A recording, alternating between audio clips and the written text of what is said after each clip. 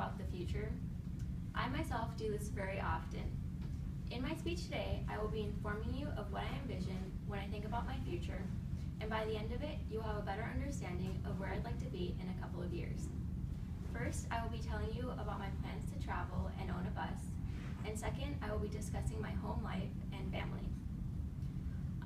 Something that is on everyone's bucket list is to travel, including mine. Being a Sagittarius, I'm very adventurous and love to explore. I've always wanted to go on a road trip, and I've always wanted to visit California, Colorado, and Washington. And these will be the first places I visit when I go on my road trip. One way my bucket list may differ from yours is that I want to do this in a bus.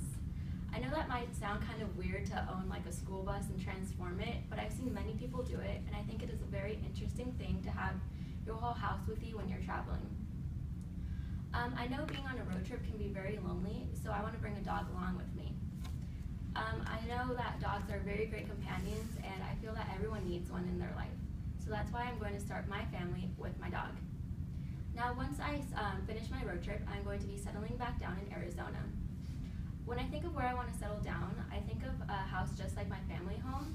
It was far away from the city, big yard, about an acre, lots of trees, and a little house with a white picket fence.